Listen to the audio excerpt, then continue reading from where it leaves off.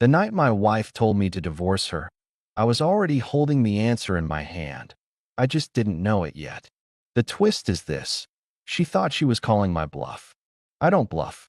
I was sitting on the couch after dinner, half listening to the television, half scrolling my phone, when she walked into the living room with that expression that shuts conversations down before they even start.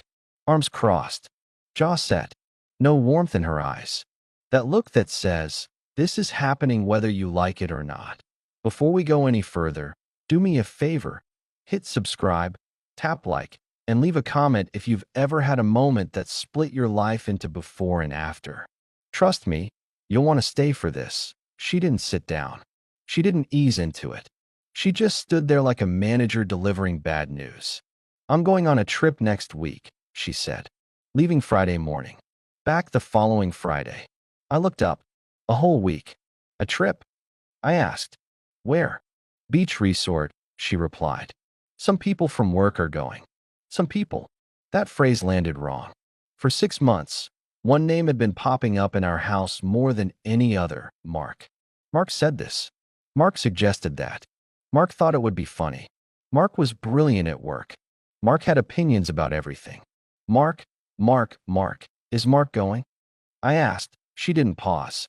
Yeah, he organized it. Him, Laura from accounting, and a couple others. A week at a beach resort. With the man whose messages made her smile at dinner. The man she'd stayed late with more times than I could count. "So you're telling me," I said slowly, "that you're going on a week-long trip with Mark, and you're just now mentioning it?" She rolled her eyes. Actually rolled them. "It's not like that. We're adults. Colleagues.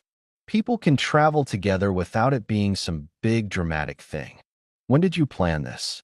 "A few weeks ago." A few weeks. She'd known for weeks and chose tonight, the night before she started packing, to tell me. I sat up straighter. "And it never occurred to you to ask if I was okay with this?" That's when her face changed. The fake patience vanished. What replaced it was cold, sharp, and unfamiliar. "I'm not asking permission," she said. "I'm going. And if you don't like my choices, then get a divorce." The words just hung there. Calm. Casual. Like she was daring me to react. Like she expected me to fold, apologize, maybe even thank her for being honest. I looked at her, really looked at her, and something inside me clicked into place. This wasn't the woman I married. Or maybe it was, and I'd just been refusing to see it that I didn't raise my voice. I didn't argue. I nodded once. "Got it." She blinked, clearly expecting a fight. That's it. She shrugged and turned toward the bedroom. "Good. I'm packing tonight. My flight's early." I listened to her pulling suitcases from the closet, humming like she didn't have a care in the world, like she hadn't just tossed our marriage onto the table and walked away from it. I picked up my phone again, but I wasn't scrolling anymore. I was thinking, quietly, carefully. The next morning, she was already dressed, makeup done, dragging her suitcase toward the front door. A new sundress I'd never seen before. "Probably bought just for this trip. I'll text you when I land," she said, eyes on her phone. "Have fun," I replied. She paused, suspicious of my tone, then shrugged and left. I watched her load the car, check her reflection in the mirror, smile at herself, and drive away without looking back once. And in that moment, standing alone in the quiet house, I realized something important. She'd just given me permission to stop trying. That was the real beginning. The house felt strangely quiet after she left. Not empty, just still, like it was waiting to see what I would do next. I stood by the window longer than I needed to, watching the street even after her car disappeared. 7 years of marriage reduced to tire marks on asphalt and the faint scent of her perfume still hanging in the air. I didn't feel rage. I didn't feel heartbreak. What I felt was something sharper and cleaner. Clarity. That I sat down at the kitchen table, opened my laptop, and typed 2 words I never imagined searching for. Divorce attorney. My hands didn't shake. My breathing was steady. It surprised me how calm I was. Maybe because this hadn't started last night. Maybe because I'd been slowly letting go for months without realizing I teed up by mid-morning. I had a list. I called the first number. A man named Richard Collins answered. Direct voice, no nonsense. We spoke for 20 minutes. He asked questions, I gave facts. 7 years married. No kids. House in my name, bought before the wedding. Separate cars. One shared checking account. When I mentioned the trip, his pause was brief but telling. And she told you to divorce her if you didn't like it? He asked, word for word. All right, he said. Come in tomorrow. I spent the rest of that day walking through my own home like a guest. I noticed things I hadn't before. How much of the decor had been her taste. How many of her things filled spaces she barely used anymore. Her coffee mug still sat by the sink, untouched. Her jacket hung by the door, even though she hadn't worn it in weeks. It was like living in a museum of a marriage that had already ended, just waiting for someone to turn off the lights. That night, I barely slept. Not because I was anxious, but because my mind kept replaying the past 6 months, scene by scene, like it was finally allowing me to see the truth without softening the edges. The late nights that started once in a while and turned into routine. The way she'd smile at her phone but barely look at me. The conversations that never went deeper than logistics. Groceries, bills, schedules. We'd stopped talking like partners long before we stopped acting like a couple. The next afternoon, I sat across from Richard in his office. He was in his late 50s, gray hair, calm eyes. The kind of man who'd seen every version of betrayal imaginable and wasn't impressed by drama. He slid papers across the desk, explaining things clearly, efficiently. No promises, no lectures, just process. We'll file this week, he said. She'll be served after she returns. I asked if I could handle it myself. I wanted to see her face when reality landed. He nodded, warning me not to engage emotionally, not to argue, not to explain. Let the paperwork speak, he said. It always does. When I got home, I didn't pour a drink or call a friend. I started packing. Not mine, hers. Methodically, neatly, clothes folded, shoes paired, toiletries boxed, books stacked. I labeled everything. Guest room. I wasn't angry while I did it. I was focused. There's a difference. Halfway through the second night, my phone rang. It was my friend Jason. We'd known each other since college. How are you holding up? He asked carefully. I'm handling it, I said. That usually means something big, he replied. It does. I'll tell you when it's done. I didn't want opinions. I didn't want sympathy. I wanted this finished cleanly. Thursday came and went quietly. I worked from home, answered emails, joined meetings, acted normal while my life reorganized itself around a decision that felt inevitable. That evening, she finally texted something more than a weather update. Can't wait to be home tomorrow. Miss you. I stared at the screen longer than I should have. Miss you. The words felt hollow. I didn't respond. Friday morning, I woke early. Coffee, shower, button-down shirt. The document sat on the table inside a plain envelope. Her boxes waited in the guest room, visible on purpose. I checked the time. Her flight landed at 2. I didn't rush. I didn't pace. I just waited at 3:15. I heard her car in the driveway. The sound echoed through the house like a starting gun. I closed my laptop, stood up, and walked into the kitchen. My heart was beating hard, but my mind was steady. The door opened. She stepped inside, tanned, smiling, dragging her suitcase behind her like she was returning from the best week of her life. She had no idea how much had changed while she was gone. She rolled her suitcase into the kitchen like nothing had changed, like the past week had been a normal business trip and not a line she'd crossed without looking back. I'm exhausted, she said, opening the fridge. Airplane food was awful. She leaned against the counter, completely at ease, scrolling her phone with one hand while poking at leftovers with the other. No apology, no hesitation, no awareness of the tension filling the room. You're quiet, she said finally, glancing at me. Welcome home, I replied evenly. She smiled. Thanks. The resort was incredible. Perfect weather. We had such a great time.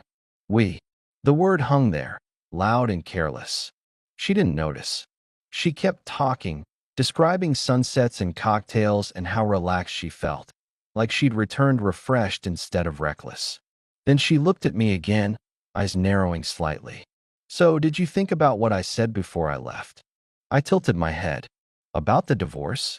Yes, she said, too casually. I meant it. I need space. I need my own life.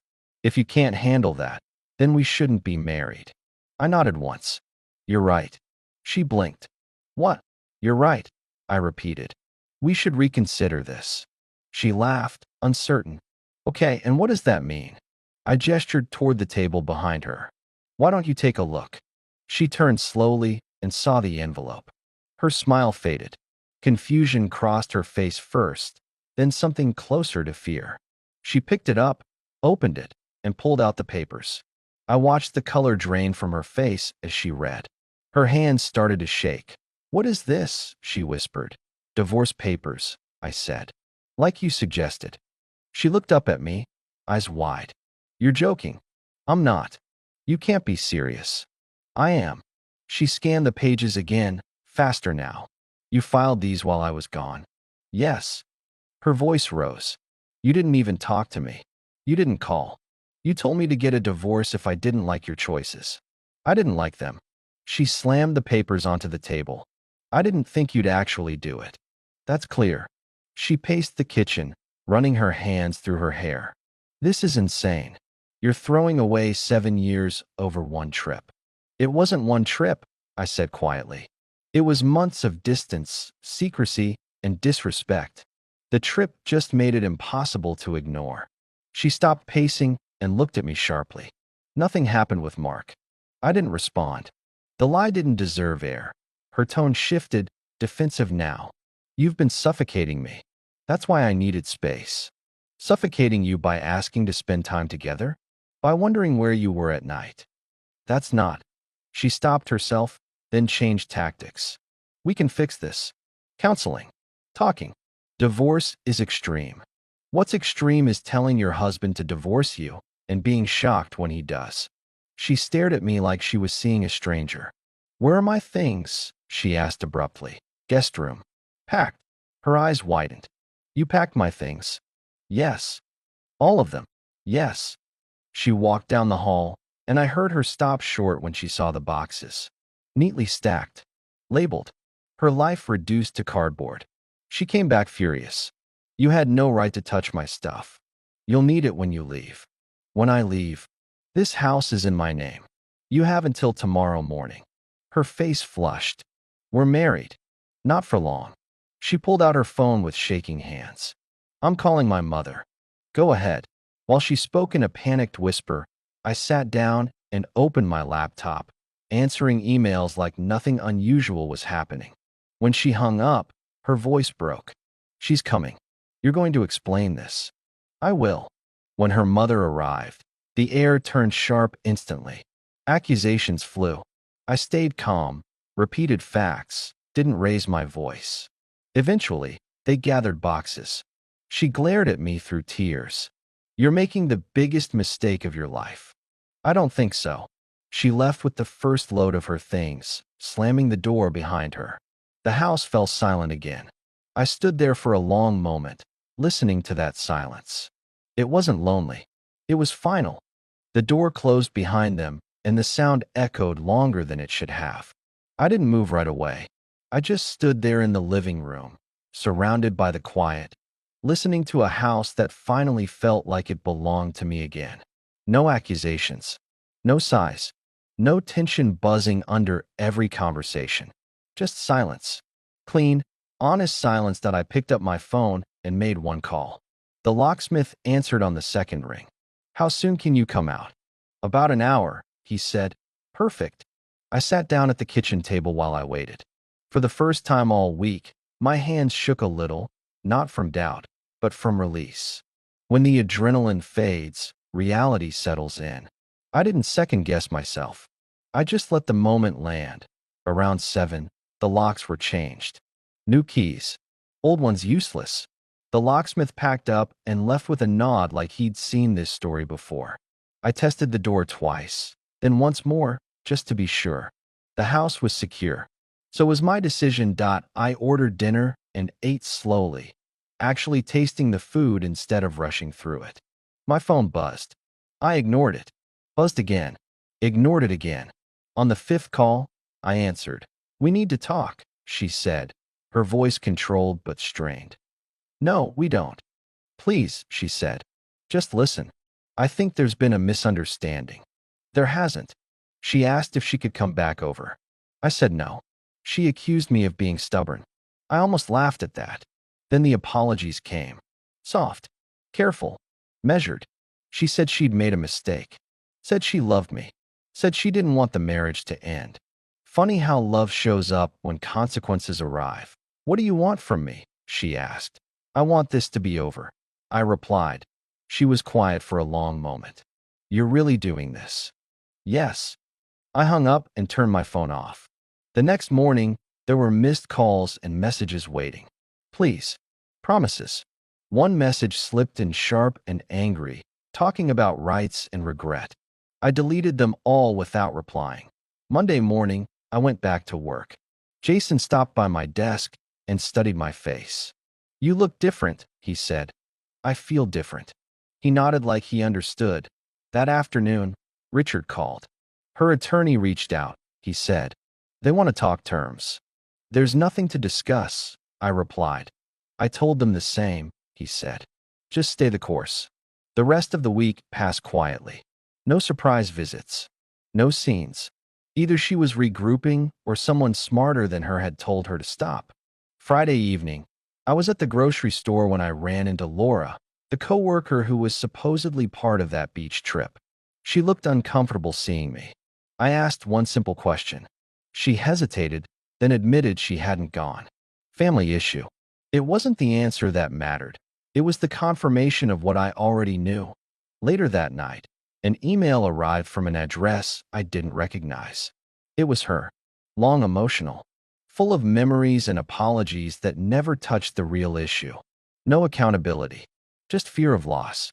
I read it once, then forwarded it to Richard and closed my laptop. That I slept better that night than I had in months.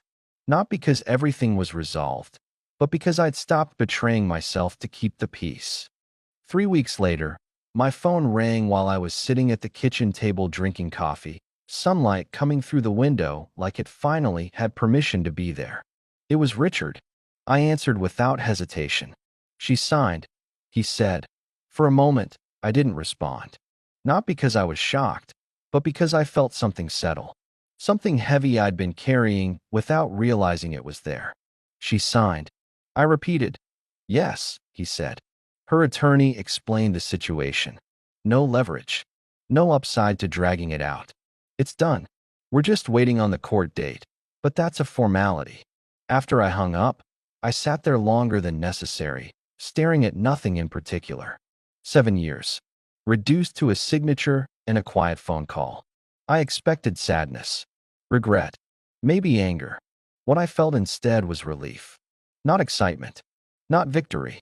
Just relief, like stepping outside after months in a stuffy room. The court date came and went quickly. 10 minutes in front of a judge. A few questions. A few signatures. Then it was over. I walked out of the building alone, but I didn't feel lonely. I felt finished. Like a chapter had finally been closed instead of constantly reread. Jason was waiting for me outside. "How do you feel?" he asked. "Lighter," I said. And it was the truth. Life didn't suddenly become perfect after that. It became simpler. I settled into routines that felt like mine. Work, gym, evenings that didn't feel tense, weekends that didn't require negotiating someone else's mood. I reconnected with friends I'd slowly drifted from without noticing. I laughed more, slept better, ate meals without feeling like I was doing something wrong by enjoying myself. A couple months later, I saw her in a parking lot. She looked tired, thinner, older somehow. She saw me too, then quickly looked away and hurried to her car. I felt nothing. No anger, no satisfaction, just distance. That's how I knew I'd truly moved on. Jason later mentioned he'd heard she'd tried reconnecting with Mark. Apparently, that door had already closed. It didn't matter to me. Whatever happened after wasn't my responsibility anymore. She made her choices. I made mine. 6 months after the divorce, I went on a date. Just coffee. No pressure. Easy conversation. Genuine laughter. On the drive home, something hit me. I was happy. Not pretending. Not enduring. Just happy. She told me to get a divorce if I didn't like her choices. Best advice she ever gave me. That if this story resonated with you, do me a favor, subscribe, hit like, and leave a comment. It helps more than you know, and I'd love to hear your thoughts. Thanks for listening.